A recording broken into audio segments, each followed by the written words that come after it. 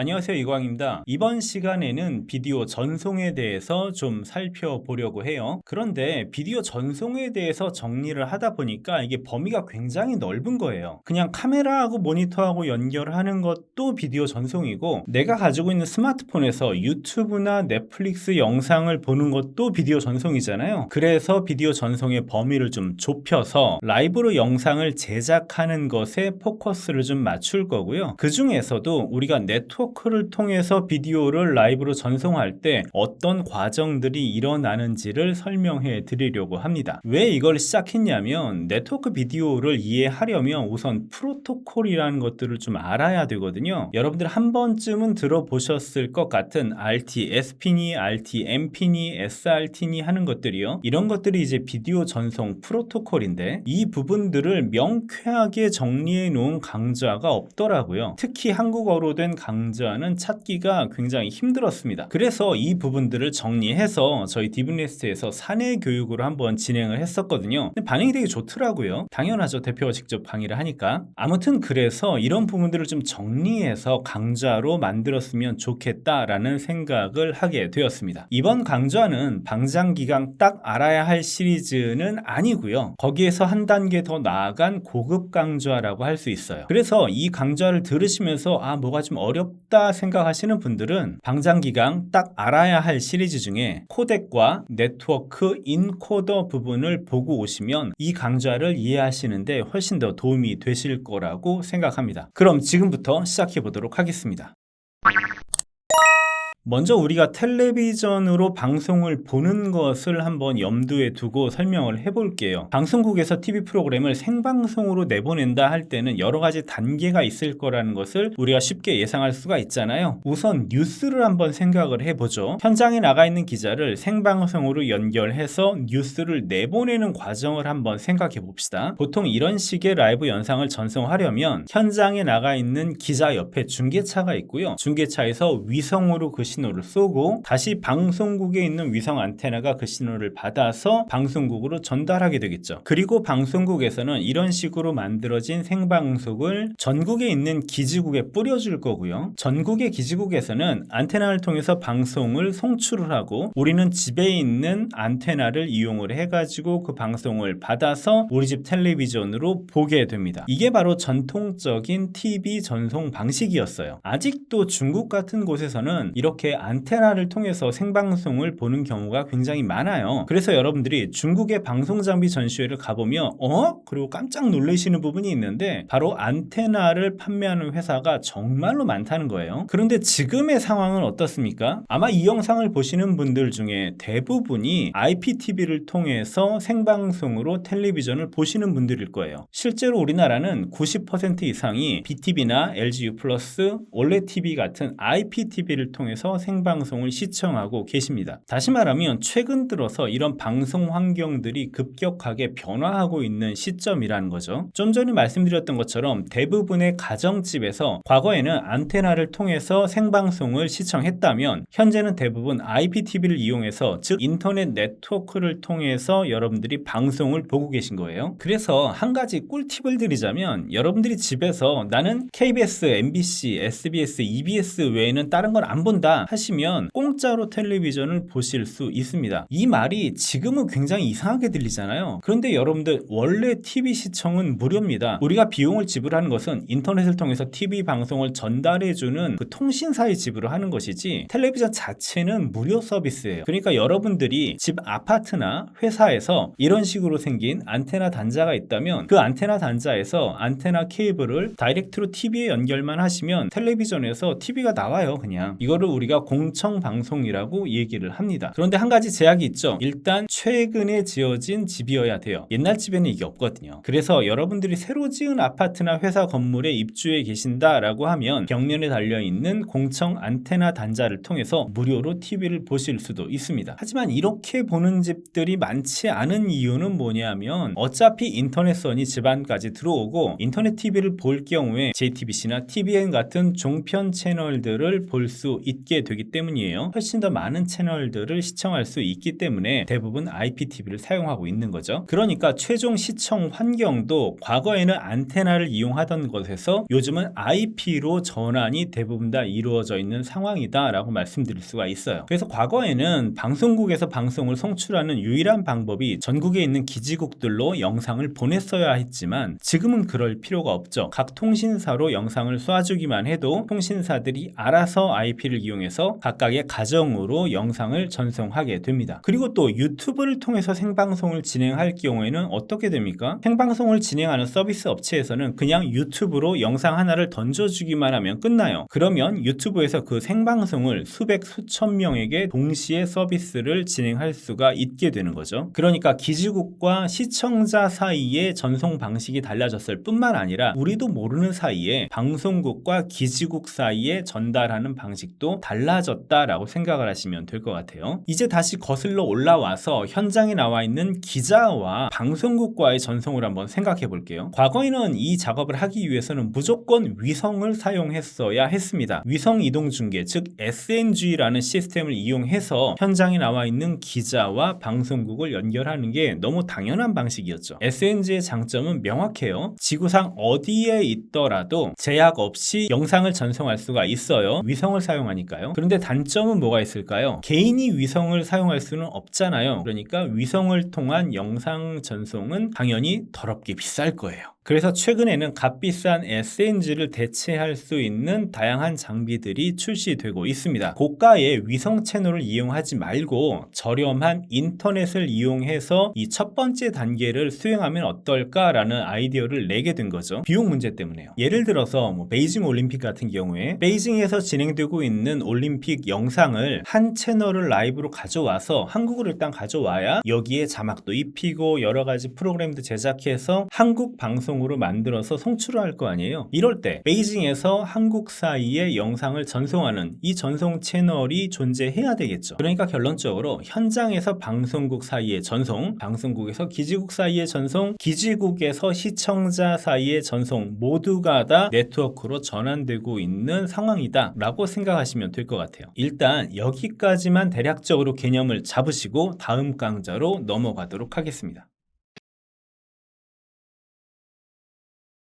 자, 이제 우리는 비디오가 네트워크 상에서 어떻게 전달되는지에 대한 이야기를 좀 해볼 거예요. 딱 들어도 좀 심오해 보이죠? 비디오도 사실은 데이터니까 다시 얘기하면 네트워크 상에서 데이터는 어떻게 전달되는가에 대한 이야기를 좀 해보려고 합니다. 우리는 여러 가지 방식으로 네트워크 상에서 비디오를 전송하고 있어요. 유튜브를 보거나 넷플릭스를 보거나 IPTV를 생방송으로 보는 모든 것들이 바로 네트워크를 통해서 비디오를 전송하는 과정이니까요. 그런데 문제는 이 영상을 보시는 분들이라면 비디오를 감상하시는 분들이 아니라 그거를 만들어서 전송해야 되는 분들일 확률이 높겠죠. 그러니까 내가 만든 영상을 어떻게 네트워크를 통해서 전달할 것인가에 대한 고민을 하시는 분들일 거예요. 그래서 어쩔 수 없이 여러분들은 네트워크상에서 데이터는 어떻게 전달되는가에 대해서 생각을 한번 해보셔야 될 것 같아요. 네트워크에 대해서 조금이라도 들어보신 분들이라면 OSI 7 레이어라는 개념을 들어보신 적이 있을 거예요. 쉽게 말해서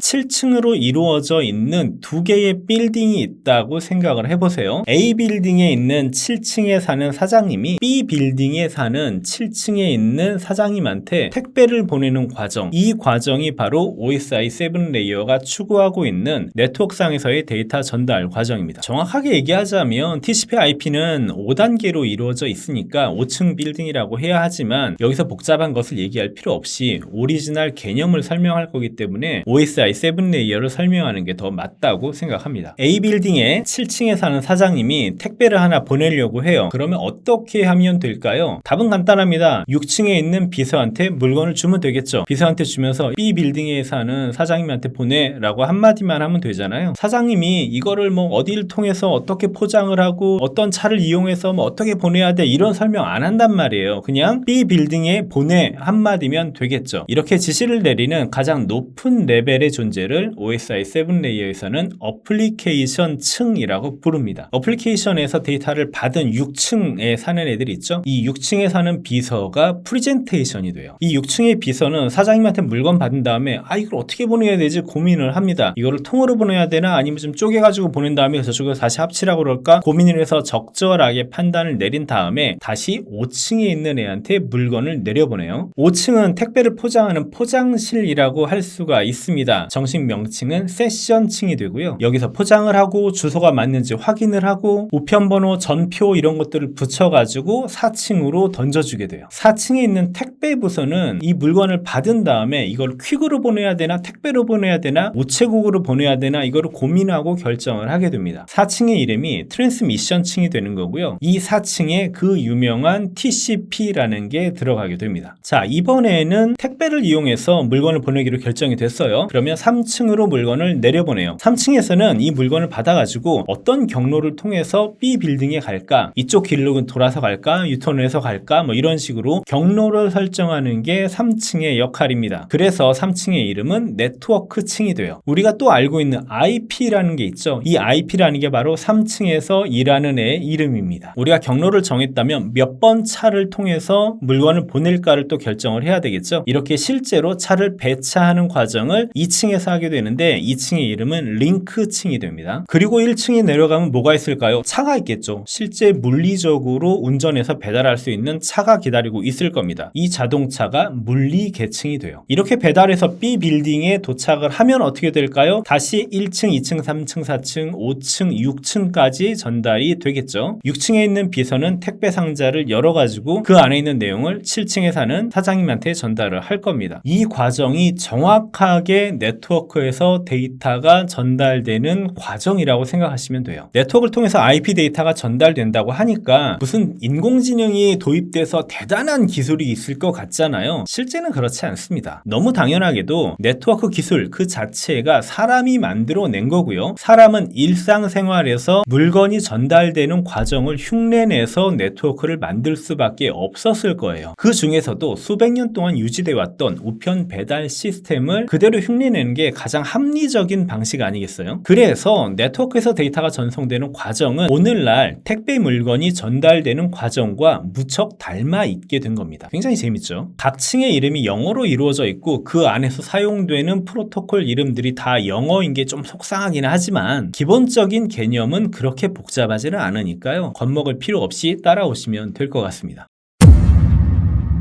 그런데 여기서 우리가 가진 문제가 하나 있습니다. 뭐냐면 우리는 짧은 길이의 데이터를 전송하는 것이 아니라 길이가 굉장히 긴 비디오 데이터, 즉 영상 신호를 전송해야 되기 때문이에요. 그리고 또 한 가지 문제가 존재하는데 바로 비디오 데이터이기 때문에 순서대로 전달이 돼야 한다라는 거예요. 우리가 택배를 보내는 과정을 한번 생각해 볼게요. 상자를 1번부터 10번까지 보냈을 때 받는 쪽에서, 그러니까 집 현관에 배달이 될 때 반드시 1번 상자부터 차례대로 배달이 되나요? 그렇지 않습니다. 마찬가지로 네트워크에서도 데이터들이 뒤죽박죽 전송이 되기 때문에 나한테 도착되는 데이터가 중간에 순서가 바뀌어서 도착할 수도 있는 거예요. 그런데 라이브 비디오가 순서가 뒤죽박죽 돼서 도착되면은 안 될 거 아니에요? 이거를 해결하기 위해서 두 가지 방법을 사용할 수가 있습니다. 첫 번째 방법은 돈을 좀 많이 쓰는 거예요. 1번부터 10번까지의 짐을 별도의 트럭에다가 싣고 걔만 배달을 받는 거죠. 그러면 순서가 바뀔 일이 없잖아요. 이렇게 순서 바뀌지 않게 내 물건만 따로 배달해 주세요 라고 택배차 하나를 통째로 빌려버리는 것, 이것을 네트워크에서는 전용 회선이라고 얘기를 합니다. 이러면 순서가 바뀔 일은 없겠죠. 대신 돈이 좀 많이 들어갈 겁니다. 두 번째 방법은 사람을 하나 두는 거예요. 어떤 사람을 두냐면 우리 집 현관문 앞에다가 사람 하나 세워놓고 택배 물건을 받은 다음에 나한테 갖다 주기 전에 1번부터 10번까지 상자를 다시 정렬해서 갖다 주세요 라고 하면 될 거 아니에요. 이런 식으로 도착되는 데이터를 보관해 놨다가 순서대로 다시 정렬해서 나한테 갖다 주는 이 사람을 바로 버퍼라고 부릅니다. 데이터 전송에서 사용되는 버퍼도 동일한 방식으로 동작을 해요. 이제 우리는 전용 회선과 버퍼라는 굉장히 중요한 두 가지의 개념을 알게 되었습니다. 사실 모든 비디오 프로토콜들이 추구하고 있는 게 바로 이거거든요. 어떻게 하면 전용 회선처럼 동작하게 할까? 어떻게 하면 동안 미디어 버퍼를 쓰는 것처럼 동작하게 할까? 바로 이걸 고민하면서 프로토콜을 만들었기 때문에 이 두 가지의 개념을 아는 것은 굉장히 중요합니다. 또 어떤 비디오 프로토콜들은 이걸 다 무시하는 애들도 있어요. 버퍼고 나발이고 모르겠어. 내가 보낼 테니까 네가 받아. 못 받으면 네 책임이지 뭐. 이런 무책임한 프로토콜들도 존재합니다. 이제 다음 시간부터는 왜 이렇게 다양한 프로토콜들이 존재하는지, 그래서 왜 이렇게 우리를 많이 공부하게 하는지에 대해서 좀 알아보는 시간을 가져보도록 하겠습니다. 영상이 도움이 되셨다면 구독과 추천 부탁드리고요. 저는 다음 시간 프로토콜의 종류편으로 다시 찾아뵙겠습니다. 감사합니다. 안녕하세요, 유광입니다. 이번 시간에는 왜 이렇게 다양한 비디오 전송 프로토콜들이 존재해야 하는지 그 이유에 대해서 간단하게 살펴보려고 합니다. 이전 시간에도 잠깐 말씀드렸다시피 네트워크상에서 데이터를 전송하는 과정이 현실 세계에서 물건을 전달하는 과정, 그것을 흉내내서 만들었다고 했잖아요. 그러니까 생각을 해보시면 우리가 물건을 보낼 때 어떤 경우에는 택배로, 어떤 경우에는 퀵 서비스로, 어떤 경우에는 DHL을 이용해가지고 해외로 배송하기도 하고요. 또 어떤 경우에는 이삿짐 센터 차를 이용해서 통째로 집으로 옮기기도 하죠. 이렇게 물건을 전달하는 목적과 상황에 따라서 각각 다른 프로토콜을 사용하게 됩니다. 비디오 전송 프로토콜도 마찬가지고요. 그러면 실제로 네트워크상에서 비디오가 전달되는 것은 어떤 경우들이 있는지를 한번 살펴보도록 할게요. 이번 강의의 첫 번째 시간에 우리는 비디오가 전달되는 과정을 기자가 있는 현장서부터 방송국까지, 방송국에서 기지국까지, 기지국에서 시청자까지로 3단계로 나누어서 설명을 드렸었어요. 1인 방송이나 소규모 방송 같은 경우에는 이런 과정들이 좀 줄어들 수는 있겠지만 일단은 우리가 구분을 좀 해놓는 게 프로토콜을 이해하는 데 더 도움이 되니까 이대로 설명을 한번 드려볼게요. 먼저 중계차에서 방송국까지 연결하는 비디오 전송의 경우에 과거에는 SNG, 그러니까 위성을 사용했지만 최근에는 인터넷을 통해서 전송을 많이 하고 있다. 여기까지 설명을 드렸었죠. 이 과정을 1단계 전송이라고 보통 얘기를 하고요. 영어로는 First Mile이라고도 하고 Contribution 단계라고도 합니다. 한글로는 똑같이 전송이지만 영어로는 전송 목적에 따라 가지고 구분을 좀 하고 있어요. 그래서 어쩔 수 없이 이 부분을 설명하기 위해서는 영어가 조금 쓰이니까 이해를 해 주시기 바랍니다. 원격지 현장의 중계차에서 방송까지 전달하는 컨트리뷰션 단계가 있게 되는 거고요. 이 과정을 잘 생각해 보시면 몇 가지 특징들이 있는데 바로 1대1로만 연결이 된다라는 거예요. 중계차에서 직접 시청자들한테 보낼 필요는 없을 거 아니에요. 그러니까 중계차에서 방송국까지 1대1로만 데이터 전송이 이루어진다라는 특징을 가지고 있습니다. 그리고 이 컨트리뷰션 단계에서는 가장 중요한 게 화질과 딜레이가 돼요. 생각을 한번 해보세요. 우리가 뉴스를 들을 때 현장에 나가 있는 홍길동 기자라고 불렀는데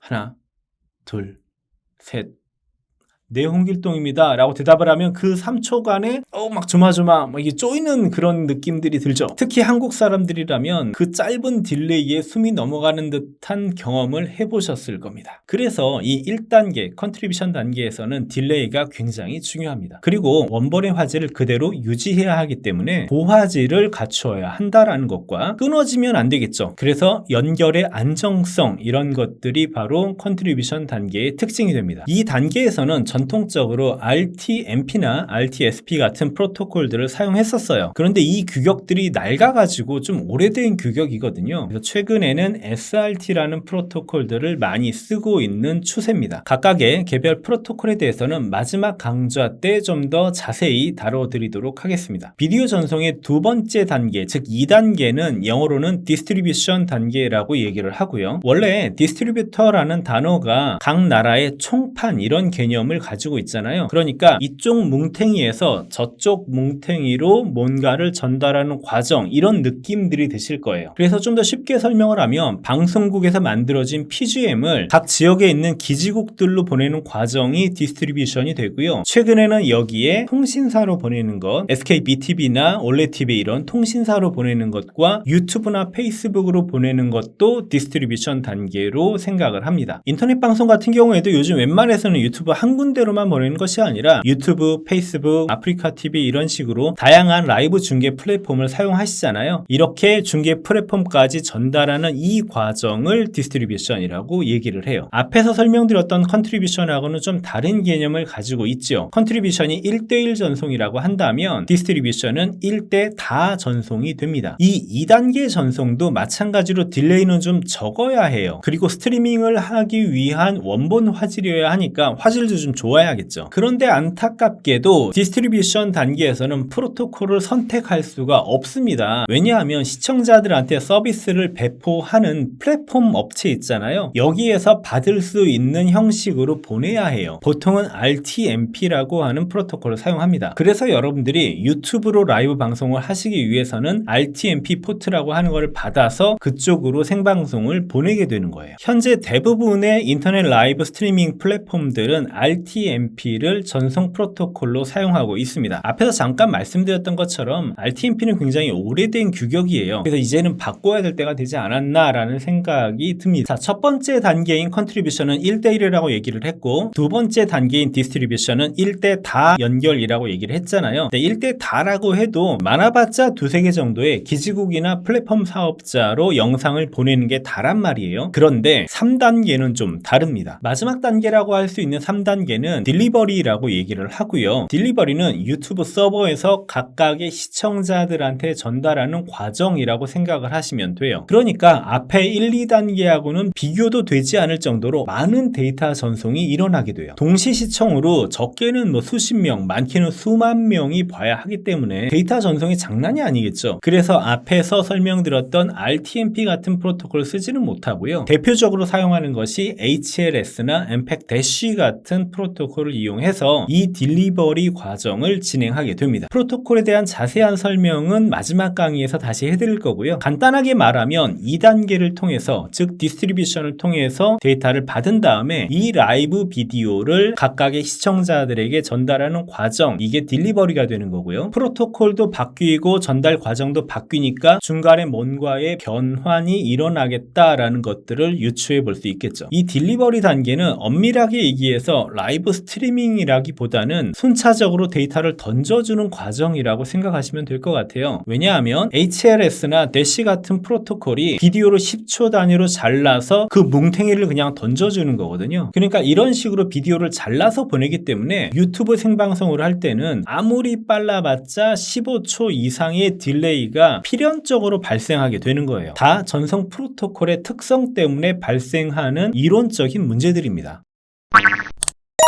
지금까지 방송에서 가장 많이 사용되는 1단계, 2단계, 3단계에 대해서 간략하게 설명을 드려봤어요. 그런데 1, 2, 3단계 말고도 방송국에서는 또 한 가지 개념의 네트워크 전송이 일어나는데 바로 방송국 내부에서 사용되는 비디오 전송입니다. 지금까지는 보통 SDI나 HDMI 같은 소위 베이스밴드라고 불리는 전송 방식을 이용해서 비디오를 전달했었어요. 그런데 최근에는 이 프로덕션 내부의 비디오 전달도 IP를 통해서 진행되는 것이 하나의 추세로 떠오르고 있습니다. 대표적인 게 NDI라는 프로토콜이고요. 이런 종류의 프로토콜들을 비디오 오버 IP라고 얘기를 합니다. 압축 방식으로 비디오 오버 IP를 하는 게 NDI였다면 비압축 방식으로 비디오 오버 IP를 하는 SMPT 2110이라는 규격도 존재를 합니다. 지금 설명드리는 프로덕션 내부에서 사용되는 프로토콜들은 굉장히 까다로운 요구 조건들이 있어요. 그게 뭐냐면 딜레이가 거의 제로여야 한다는 점이에요. SDI나 HDMI하고 경쟁을 해야 되기 때문에 딜레이가 절대 발생되면 안 된다라는 점이 있고요. 또 한 가지는 화질이 굉장히 좋아야 한다라는 점입니다. 그래서 이런 식의 프로덕션 내부 프로토콜들은 데이터 양이 클 수밖에 없어요. 보통 1080 60p 영상을 전송하는데 SMPT 2110 같은 경우에는 3GBps가 필요하고요. NDI 같은 경우에는 100Mbps가 필요하게 됩니다. 그런데 똑같은 품질의 RTMP나 SRT 같은 경우에는 10메가 정도를 요구하게 되거든요. 그러니까 비교를 해보시면 이 데이터의 차이가 어마어마하다는 걸 보실 수가 있죠. 그래서 NDI나 SMPT2110 같은 프로토콜들은 프로덕션 내부에서만 사용하게 됩니다.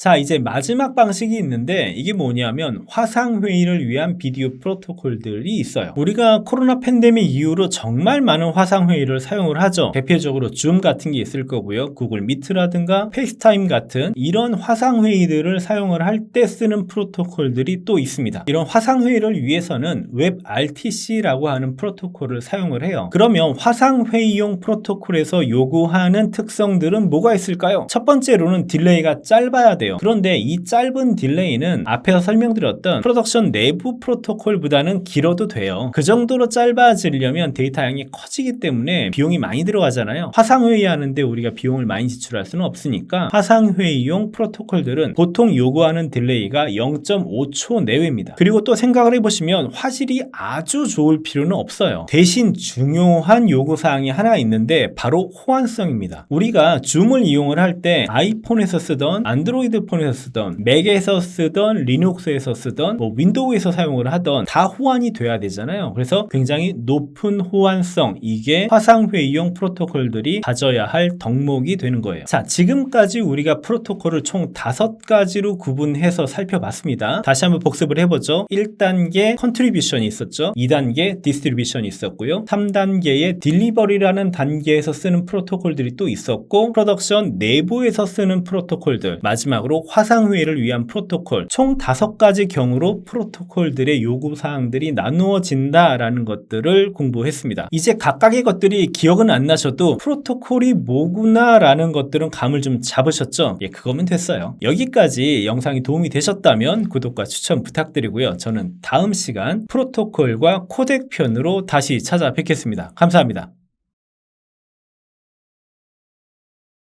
안녕하세요, 이광입니다. 여러분들이 영상을 공부하시다 보면 꼭 만나게 되는 중간 보스들이 있는데 바로 프로토콜과 코덱이라는 거예요. 가끔 이 두 가지 개념을 섞어서 혼동하시는 분들도 계셔서 오늘은 프로토콜과 코덱 이 두 가지를 정확하게 구분하는 방법에 대해서 설명을 한번 해보려고 합니다. 우리는 앞 시간에 프로토콜에 대해서 굉장히 많이 얘기를 했어요. 프로토콜이라는 것은 말 그대로 약속, 규약 이런 것들을 의미합니다. 우리가 자주 사용하고 있는 HTTP, TCP, IP 이런 것들이 다 프로토콜의 이름들이에요. 마찬가지로 앞에서 우리가 살펴봤던 것처럼 비디오를 전송할 때 다양한 목적을 가지고 비디오를 전송하잖아요. 이렇게 전달 방식에 대한 구분을 프로토콜이라고 합니다. 이미 우리는 잠깐 RTMP, RTSP, SRT, NDI 이런 프로토콜의 개념들을 살짝 설명을 한 적이 있어요. 이렇게 약속, 규격에 해당되는 프로토콜과는 달리 코덱이라는 것은 비디오를 압축하고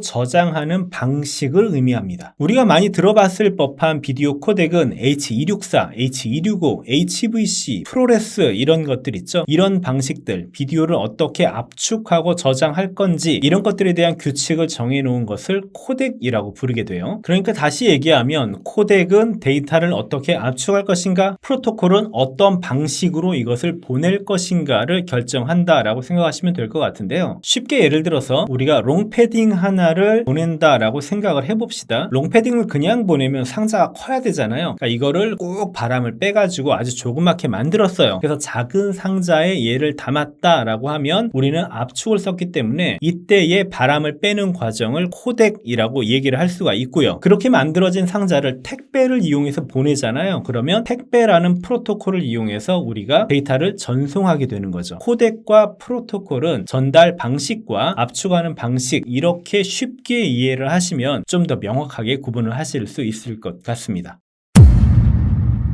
이런 식으로 코덱과 프로토콜에 대해서 간단하게 설명을 드렸는데 코덱과 프로토콜은 사실 서로 밀접한 상관관계를 갖게 돼요. 예를 들어서 상자 크기에 따라 가지고 운송 비용이 결정되는 택배 같은 경우에는 롱패딩을 압축해서 보내는 게 더 효율적인 방법이에요. 내가 옷이기 때문에 오늘 받아도 되고 내일 받아도 되고 이런 식으로 시간적인 여유가 있다면 우리는 택배라는 프로토콜을 사용하게 될 겁니다. 그런데 내가 지금 롱패딩 받아가지고 공항으로 바로 가야 되는 상황에서는 압축이라는 코덱을 사용하게 될까요? 그렇지 않아요. 지금 빨리 퀵 서비스나 다마스 불러가지고 패딩 그대로를 바로 입을 수 있게 전달을 할 거 아니에요. 이런 식으로 프로토콜에 따라서 코덱의 종류도 달라지게 됩니다. 이것을 우리가 앞에서 설명했던 1, 2, 3단계 전송에 대입을 시켜서 생각을 해보시면요, 1단계나 2단계, 즉 컨트리뷰션이나 디스트리뷰션 같은 경우에는 원본 화질의 보존이 굉장히 중요한 이슈가 되잖아요. 이럴 경우에는 우리가 프로토콜은 RTMP나 RTSP 아니면 SRT 같은 프로토콜을 사용을 하고, 압축 방식으로는 H264나 265를 쓰면서 대략 20에서 30Mbps 정도의 굉장히 큰 용량으로 데이터를 전송하게 됩니다. 당연히 그렇게 해야 높은 화질을 유지할 수 있을 거 아니에요. 그런데 세 번째 딜리버리는 좀 달라요. 이 단계에서 사용되는 프로토콜은 HLS나 DAC 같은 프로토콜을 쓴다고 했어요. 그리고 생각을 해보시면 비트레이트가 높을 경우에는 넷플릭스나 유튜브 같은 플랫폼 사업자에서 네트워크 비용을 많이 지불해야 될 거 아니에요. 그래서 대역폭을 좀 낮게 가져갑니다. HD를 기준으로 7에서 8Mbps로 서비스가 되는 게 보통이고요. 사용되는 코덱도 다릅니다. 앞에 RTMP나 RTSP, SRT 같은 경우에는 H264를 쓰는 게 주였지만, 이 딜리버리 단계에서는 H264를 그대로 사용하는 대신에 유튜브나 넷플릭스 같은 플랫폼에서 고유한 자신만의 코덱을 쓰는 경우가 많이 있습니다. 이거는 이제 라이센스 비용하고 연관지어서 설명을 드려야 될 부분인데 복잡하니까, 딜리버리 단계에서는 데이터 양도 좀 작게, 왜냐하면 많은 사람들이 봐야 되니까, 그리고 코덱도 좀 싼 거를 쓸 수밖에 없구나, 아니면 자체 코덱을 개발하던가, 이렇게 생각하시면 좀 될 것 같아요. 또 추가적으로 설명을 드리자면, 프로덕션 내부 프로토콜은 NDI나 SMPTE110 같은 프로토콜을 사용하잖아요. 그런데 SMPTE110 같은 프로토콜은 비압축을 사용합니다. 압축되지 않은 덩어리를 그대로 전송하니까 굉장히 용량이 커지겠죠. 대신에 가장 좋은 화질을 가져갈 수는 있을 거예요. 그리고 NDI는 재미있게도 프로토콜 이름도 NDI고 코덱 이름도 NDI예요. NDI를 열어보면 그 안에 이제 MPEG 압축이라는 압축 방식들을 적용을 하게 되는데, 내부적으로 코덱의 구조에 대해서 설명하는 시간은 아니니까 프로토콜과 코덱이 이런 식으로 상관관계에 있구나, 요 정도를 생각하시면 될 것 같습니다. 그러니까 정리를 하자면, 같은 프로토콜을 사용하지만 목적에 따라서, 상황에 따라서 다른 코덱들을 사용하기도 하고요, 같은 코덱을 여러 가지 프로토콜에서 쓸 수도 있게 되는 겁니다. 그리고 또 한 가지 중요한 것은 코덱과 프로토콜의 명칭뿐만 아니라 대역폭이 중요해요. 우리가 1단계,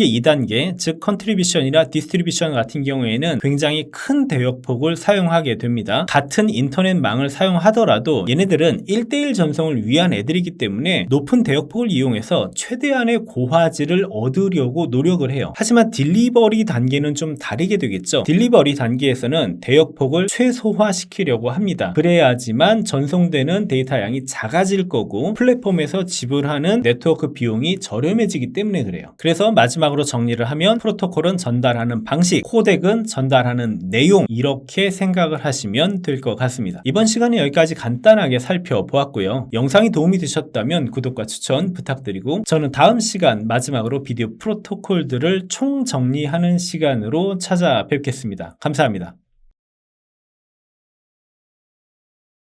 안녕하세요, 이광입니다. 우리는 지금까지 각각의 상황에 따른 프로토콜을 한번 정리해 봤고요. 프로토콜과 코덱과의 관계에 대해서도 한번 설명을 드려봤습니다. 그래서 이번 시간에는 여러분들이 한 번쯤 들어봤을 법한 비디오 전송 프로토콜들을 총정리해보는 시간을 가지려고 해요. 우리가 상황에 따라서 다른 프로토콜들을 쓴다라고 배웠는데, 그러면 우리가 쓸 수 있는 비디오 전송 프로토콜들이 무엇이 있는지 좀 더 자세히 살펴보도록 할게요. 먼저 첫 번째로 RTSP가 있습니다. RTSP는 모든 것들의 시작점이라고 할 수가 있어요. 시조새 같은 역할이죠. RTSP는 IETF에서 무려 1996년도에 발표한 프로토콜입니다. 말 그대로 리얼타임 스트리밍 프로토콜의 약자예요. RTSP가 등장하게 된 이유는 아주 단순합니다. RTSP가 나오기 이전에는 인터넷상에서 비디오를 보기 위해서는 다운로드 방식밖에 없었어요. 그러니까 내가 5분 5분짜리 비디오를 보려면 5분짜리 비디오를 다 다운로드 한 다음에 다운로드가 끝나야 그 비디오를 재생할 수가 있었거든요. 지금 여러분들이 생각해 보신다면 스마트폰에서 움짤이라고 하는 GIF를 보실 때 GIF 로딩이 다 끝나야지만 영상을 재생해 주잖아요. 그런 방식으로밖에 비디오를 못 봤던 거예요. 그러니까 1시간짜리 비디오를 보려면 1시간짜리 영상을 다 다운로드 한 다음에 재생을 해야 됐었어요. 그러니까 사람들이 어떻게 했어요? 아주 미쳐버리는 거죠. 인터넷이 안 좋아가지고 중간에 끊기면 다시 다운로드를 받아야 돼요. 중간에 타임라인을 딱 찍기만 하면 영상이 재생되게 할 수는 없을까라고 해서 만들어낸 게 바로 RTSP라고 하는 프로토콜입니다. 이 RTSP가 등장한 다음서부터 아주 신세계가 열리게 됐죠. 중간중간 탐색도 할 수 있었고요. 응답 속도도 아주 빨랐거든요. 아직도 CCTV 같은 경우에는 RTSP 프로토콜을 이용해서 비디오를 전송하고 있어요. 하지만 이게 나온 지 오래된 거기 때문에 기술적으로 여러 가지 제약들이 좀 많습니다. 화질이 깨지기도 하고요. 그리고 미디어 서버를 운영하기가 아주 지랄맞다는 점에서 문제들이 있기 때문에 요즘에는 잘 사용되지 않는 비디오 전송 프로토콜이다 라고 생각하시면 될 것 같아요. 이런 와중에 2009년도에 매크로미디어라는 데서 RTMP라고 하는 새로운 라이브 비디오 전송 프로토콜을 발표하게 됩니다. RTMP는 리얼타임 메시징 프로토콜의 약자예요. 현재 가장 많이 사용되고 있는 비디오 전송 프로토콜이 바로 RTMP입니다. 대표적으로 유튜브에서 쓰고 있는 게 바로 RTMP 전송 프로토콜이에요. 우리가 유튜브로 영상을 보낼 때 RTMP라는 프로토콜을 이용해야만 생방송 비디오를 보낼 수가 있거든요. RTMP를 개발한 매크로미디어라는 회사가 어도비로 인수 합병이 되면서 RTMP는 어도비 플래시에서 기본적으로 사용하는 비디오 프로토콜이 되었습니다. 그런데 이 프로토콜도 문제가 좀 있어요. 일단 RTMP를 이용해서 미디어 서버를 구축하려면 비용이 많이 들어가게 됩니다. 그리고 또 한 가지 중요한 문제는 어도비가 플래시를 2020년도에 완전히 지원 중단을 하면서 보안 이슈가 발생하게 되었습니다. 그래서 아직까지도 높은 호환성과 범용성 때문에 RTMP가 많이 쓰이고는 있지만 이미 나온 지가 오래된 규격이기 때문에 HEVC 같은 최신의 비디오 코덱을 지원하지 못한다는 것도 문제점이에요. RTMP가 등장하게 된 게 벌써 10년이 지났으니까 IT 업계의 변화가 얼마나 빠른데요. 10년이면 정말로 옛날이죠. 그래서 나온 지 오래된 규격이라는 것, 최신의 비디오 코덱을 지원하지 못한다는 것, 보안 이슈가 발생된다는 것, 암호 전송이 안 된다는 것, 이런 점들 때문에 새로운 전송 프로토콜의 도입이 시급한 시점이라고 할 수 있습니다. 하지만 아직까지도 현업에서 가장 많이 사용되고 있는 프로토콜이다 보니까 이게 쉽게 바뀌기는 어려울 것 같아요. 실제로 유튜브나 페이스북 같은 플랫폼 서비스 업체에서 RTMP를 통해서만 라이브 비디오를 받고 있기 때문에 아직은 대체하기가 쉽지 않은 상황입니다. 자, 이쯤 되면 예상하셨겠지만 이런 어려운 상황에서는 반드시 사람들이 해결책을 찾아내잖아요. 그래서 RTMP나 RTSP의 새로운 대안으로 떠오르고 있는 라이브 비디오 프로토콜이 있습니다. 그게 바로 SRT입니다. SRT는 RTMP, RTSP의 장점은 그대로 이어받고 단점은 해소한 최신의 라이브 비디오 프로토콜이라고 할 수 있어요. SRT는 하이비전이라는 업체에서 만들었고요. 2012년에 처음으로 발표를 했고 2017년에 완전 공개 형식으로 프로토콜을 오픈했습니다. SRT는 Secure, Reliable Transport의 약자예요. 그러니까 이름에 그대로 특징이 들어가 있죠. 보안이 잘 되고 신뢰성 있는 전송이 가능한, 그러니까 영상이 깨지지 않는 전송 방식이다라는 게 SRT의 특징이 됩니다. RTMP나 RTSP 같은 경우가 데이터를 날려버리고 내가 보냈으니까 뭐 끝! 이렇게 무책임한 반면에 SRT는 데이터를 보낸 다음에 꼼꼼히 검수를 한다는 특징을 가지고 있어요. 그러니까 1번 데이터를 보낸 다음에 너 1번 받았니? 라고 꼭 물어봐요. 상대방에서 나 1번 받았어 라는 응답이 온 다음에야 2번 데이터를 보내주게 됩니다. 2번 받았니? 라고 물어보고 2번 받았어 라는 응답이 오면 3번 데이터를 전달하는 방식이죠. 그러니까 안정성이 높을 수밖에 없겠죠. 만약에 1번 받았니? 라고 물어봤는데 1번? 나 1번 안 받았는데 라고 대답을 하면 어떻게 될까요? 아이씨 뭐가 잘못됐네. 여기 1번 다시 받아 라고 반응을 하게 됩니다. SRT라는 프로토콜이 이런 식으로 움직이니까 높은 안정성을 당연히 갖게 되는 거고요. 또 SRT는 전송에 암호를 걸어서 전송하는 것도 가능합니다. 그러니까 보안이 중요한 방송국이나 군사용 같은 데에서는 SRT 프로토콜을 쓸 수밖에 없는 상황인 거죠. SRT에 대해서는 나중에 따로 떼어내서 별도의 강좌를 만들 생각을 갖고 있어요. 그래서 SRT를 SRT를 지원하는 다양한 하드웨어들과 전송하는 방식들, 실제 SRT 세팅 방법 이런 것들을 좀 준비하고 있으니까 기다려 주시고요. 현재 방송사에서는 SNG 그러니까 위성 전송을 대체할 용도로 이 SRT를 사용하고 있을 정도로 SRT는 현재 굉장히 중요한 전송 프로토콜입니다. 현재 SRT가 가지고 있는 문제는 범용성이 떨어진다는 거예요. 그리고 호환성에도 아직까지는 약간의 문제가 있다는 게 SRT의 한계점이라고 할 수 있는데, 이거는 어떻게 생각해 보면 하이비전이라고 하는 단일 회사에서 SRT를 전적으로 개발하고 있기 때문에 다른 회사의 SRT 제품들끼리 서로 호환성이 떨어진다라는 문제가 지금은 있는 것 같아요. 아마 시간이 지나면 이 문제는 반드시 개선될 거라고 생각합니다. 저희 디브리스트에서도 프로 SRT나 브릿지 라이브 같은 뛰어난 SRT 하드웨어들을 판매하고 있고요. 저희가 테스트해본 결과도 높은 안정성과 뛰어난 화질 그리고 낮은 딜레이 때문에 굉장히 좋은 차세대의 전송 프로토콜이 될 거라고 생각하고 있습니다. 필요하신 분들은 언제든지 문의 주시기 바라요. 그리고 또 프로덕션 내부의 프로토콜로 쓰고 있는 NDI가 있죠. NDI는 네트워크 디바이스 인터페이스의 약자고요. NDI에 대한 자세한 내용은 방장기강 NDI 강좌편이 따로 있으니까 참고를 하시면 될 것 같습니다. 최근에는 RTMP나 RTSP, SRT로 받은 영상을 NDI로 변환해서 프로덕션 내부의 스위칭 용도로 사용을 하고, 이 결과물을 다시 RTMP로 바꾸어서 유튜브로 전송하는 이런 프로토콜 변환의 미디어 게이트들이 많이 나와 있고요. 이런 방식을 이용해서 라이브 프로덕션들이 진행되고 있는 상황이에요. 아직은 조금 생소한 개념이지만 여러분들이 조만간 현장에서 보실 수 있을 거고요. 실제로 어떻게 동작되는지 동작하는 방식들을 살펴보면 굉장히 편리한 방식이구나 라고 생각하시게 될 겁니다. 마지막으로 HLS와 DASH가 있습니다. 이 두 가지 프로토콜 모두 시청 환경에 최적화된 프로토콜들이에요. 아쉽게도 이건 우리가 어떻게 선택할 수 있는 건 아니고요. 상황에 따라서 그냥 보여지게 됩니다. 먼저 HLS는 2009년도에 애플이 만들었고요. HLS는 HTTP 라이브 스트리밍의 약자입니다. 이름이 굉장히 단순하죠. 이거를 풀어보면 HTTP를 이용해서 비디오를 라이브로 전송한다는 뜻이에요. 그런데 생각을 해보시면 HTTP는 홈페이지를 전달하는 프로토콜이잖아요. 여기에 비디오를 실는다는 얘기예요. 이게 무슨 뜻이죠? HLS는 비디오를 10초 단위로 자른 다음에 그 잘라진 조각들을 HTTP 서버, 그러니까 웹 서버에다가 쭉 집어넣어 놓고 이거를 순차적으로 날려서 재생할 수 있도록 만들어진 시스템을 의미해요. HLS가 나오기 전까지는 미디어 서버라고 하는 굉장히 고가의 비디오 서버를 이용해야지만 우리가 영상 서비스를 받을 수가 있었는데, HLS가 나오면서는 그냥 가격이 저렴한 웹 서버에다가 비디오를 집어넣어 놓고 이것을 마치 홈페이지를 로딩해서 데이터를 불러오는 과정과 똑같은 과정으로 비디오를 날려주는 거예요. 일종의 편법을 사용한 건데, 이렇게 HLS를 씀으로 인해서 전체적인 미디어 서버 구축 비용은 굉장히 낮아지게 됩니다. 애플이 머리를 잘 쓴 거죠. 여러분들이 현재 아이폰에서 유튜브나 넷플릭스 같은 것을 본다라고 하면 HLS라는 프로토콜을 이용해서 비디오를 보고 계신 겁니다. 그런데 이런 획기적인 개념을 가지고 있는 HLS도 한 가지 문제점이 있습니다. 바로 애플이 만들었기 때문에 애플 기기에서만 동작을 잘한다는 거예요. 그래서 PC에서 HLS 서비스를 이용하려면 별도의 플러그인을 설치해 줘야 한다는 문제점이 있습니다. HLS가 애플에서 만들었기 때문에 애플 기기들하고만 호환이 잘 되잖아요. 그래서 애플을 싫어했던 애들이 뭉쳐가지고 비슷한 프로토콜을 하나 만들어 버립니다. 그게 바로 MPEG-Dash라는 프로토콜이에요. HLS가 발표되고 2년 후에 MPEG이라는 단체에서는 우리가 자존심이 있지 어떻게 애플 거를 그대로 갖다 쓰냐, 우리끼리 비슷한 걸 만들어 보자 라고 해서 Dash라고 하는 프로토콜을 만들게 됩니다. HLS라고 똑같이 HTTP 기반이고요. 80 포트를 사용하기 때문에 기존의 웹서버를 그대로 이용해서 미디어 서비스를 할 수 있다라는 특징을 가지고 있어요. 그러니까 HLS와 Dash는 거의 비슷한 특징들을 가지고 있습니다. 그리고 재미있는 것은 Dash는 애플 기기에 역으로 제한을 걸어놨어요. 애플 기기에서는 Dash가 재생되지 않도록 막아놨습니다. 이런 말도 안 되는 그들만의 전쟁이 이뤄지고 있어요. 아무도 신경 쓰지 않는데 자기들끼리 자존심 싸움을 하고 있는 이런 재미있는 상황들이 업계의 비하인드로 이루어지고 있다. 요거를 생각하시면 굉장히 재밌을 것 같아요. 우리는 뭐 신경 쓸 필요가 전혀 없습니다. 그냥 플랫폼에서 서비스를 해주면 서비스되는 영상을 보기만 하면 그만이에요. 우리가 무슨 프로토콜을 선택할 수 있는 것도 아니고요. 우리의 기기에서 영상이 잘 나오면 오케이 땡큐입니다.